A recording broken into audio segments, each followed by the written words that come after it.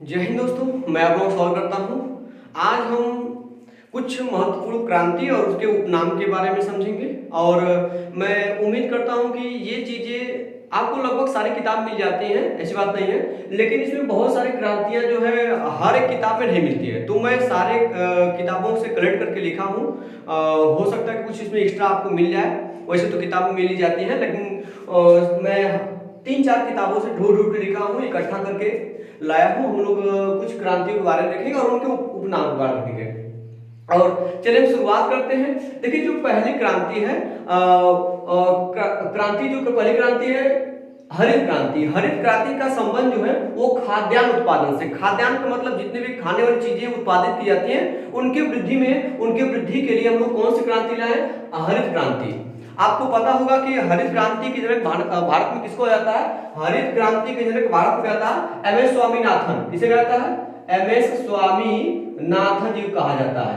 ये है स्वामीनाथन। तो भारत में हरित क्रांति का जनक एम एस स्वामीनाथन को कहा जाता है। हरित क्रांति की शुरुआत 1967-68 में हुई थी भारत में। भारत में हरित क्रांति की शुरुआत हुई थी 1967 और 68 में हुई थी। चलेगा। हरित क्रांति का संबंध किससे है? खाद्यान्न उत्पादन से। गेहूं, चावल और दाल, जितनी भी चीजें खाने वाली चीजें उसके उत्पादन संबंधित है। हम बात करेंगे श्वेत क्रांति। सबको पता होगा श्वेत क्रांति। तो श्वेत क्रांति की जो संबंध है वो आपका दूध उत्पादन से। श्वेत क्रांति के संबंध किस उत्पादन से? दूध उत्पादन से। देखिए, जो श्वेत क्रांति की शुरुआत हुई है वो 1964 और 65 हुई है। श्वेत क्रांति की शुरुआत 1964-1965 में हुई है। इसी को आगे जाके ऑपरेशन फ्लड के नाम से जाना जाता है। ऑपरेशन फ्लड के नाम से जाना जाता है। तो दूध उत्पादन की जो श्वेत क्रांति का शुरुआत हुआ दूध उत्पादन को बढ़ाने के लिए, और दूध उत्पादन शुरुआत हुई 1964 से 1965। इसको बढ़ाने के लिए क्रांति लाई गई और इसी को जाके ऑपरेशन फ्लड के नाम से जाना जाता है। कभी पूछता है कि ऑपरेशन फ्लड का संबंध किसके उत्पादन से है, तो आपके दूध उत्पादन से है। चलिए हम आगे बात करते हैं। आपका नीली क्रांति है, ये तो आपको पता होगा। नीली क्रांति का संबंध मत्स्य उत्पादन, मछली उत्पादन से आपका नीली क्रांति है, ठीक है। नीली क्रांति का संबंध जो है मत्स्य उत्पादन से है। चले, तो नीली क्रांति का संबंध मत्स्य उत्पादन से है। हम बात करेंगे आपका और भूरी क्रांति। देखिए, थोड़ा सा अजीब है भूरी क्रांति। भूरी मतलब कोको। देखिए, आपको फिगर में कोको दिख रहा है। कोको एक प्रकार का फल है जो अफ्रीका में पाया जाता है, ठीक है। और काफी को आप लोग जाना काफी उत्पादन में। तो भूरी क्रांति का संबंध कोको उत्पादन और कॉफी उत्पादन के बढ़ावा को लेकर शुरुआत की गई थी, ठीक है। और देखिए, दूसरी जो अगली क्रांति है वो रजत क्रांति। रजत क्रांति का संबंध अंडा उत्पादन से, ठीक है। अंडा उत्पादन में भारत में सबसे नंबर 1 स्थान पे आंध्र प्रदेश है। कौन है? आंध्र प्रदेश में। अंडा उत्पादन में भारत में सबसे नंबर 1 स्थान पे कौन है? आंध्र प्रदेश। और रजत क्रांति का संबंध अंडा उत्पादन या कुक्कुट के उत्पादन वृद्धि से मदद कर सकते हैं। अंडा उत्पादन, कुक्कुट उत्पादन, ठीक है। पोल्ट्री भी उत्पादन बोलते हैं। तो हो गया रजत क्रांति का संबंध हो गया। अगला है पीली क्रांति। आप सब लोग को पता होगा पीली क्रांति, ठीक है। पीली क्रांति का संबंध देखिए तिलहन उत्पादन से। किससे है? तिलहन उत्पादन से। पीली क्रांति का संबंध तिलहन उत्पादन से।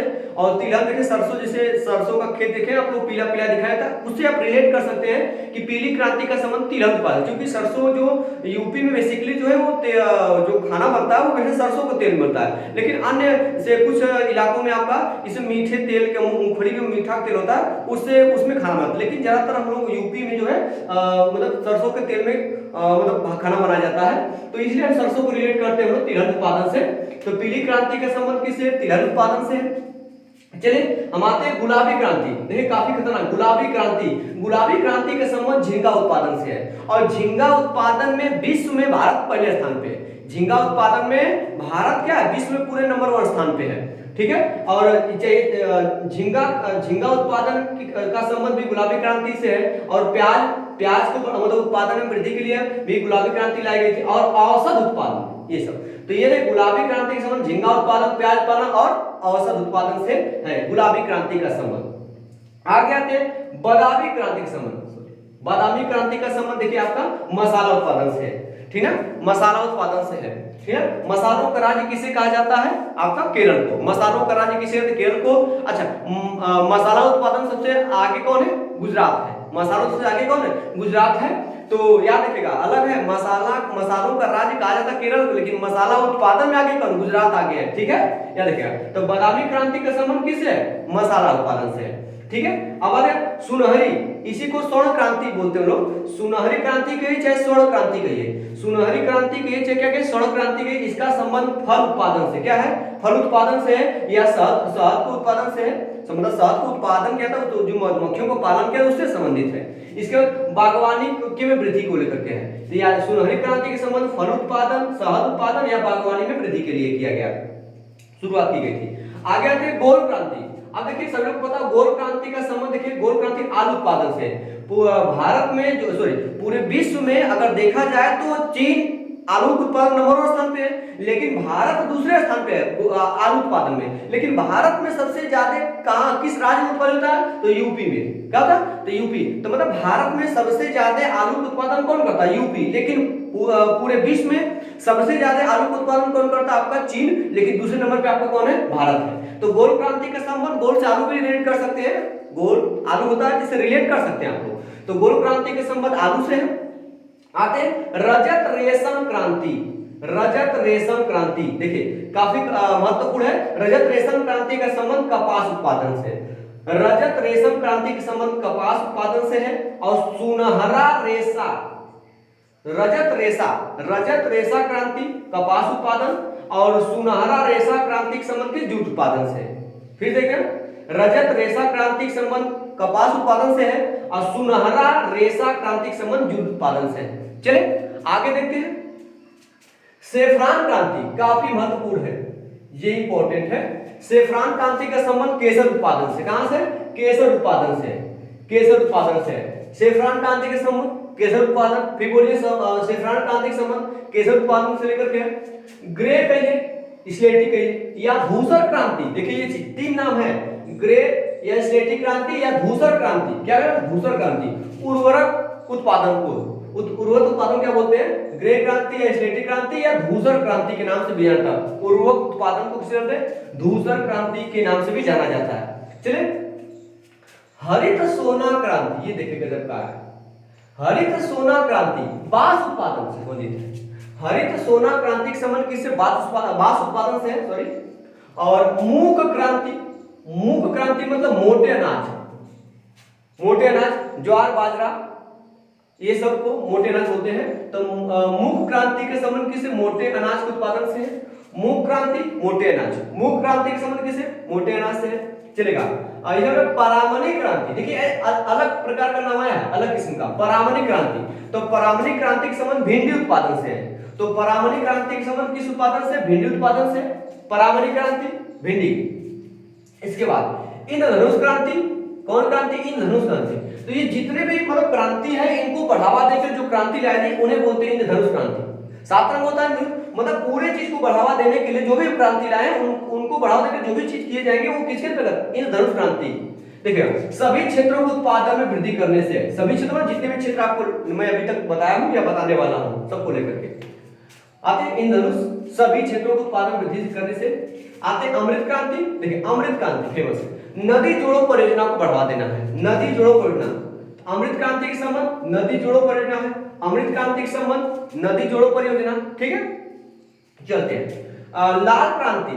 लाल क्रांति के संबंध देखिएगा मांस उत्पादन, मांस लाल होता है, टमाटर भी लाल होता है, इसको ऐसे याद कर सकते हैं। मांस उत्पादन का संबंध टमाटर उत्पादन किसके अंतर्गत है? लाल क्रांति के अंतर्गत आएंगे।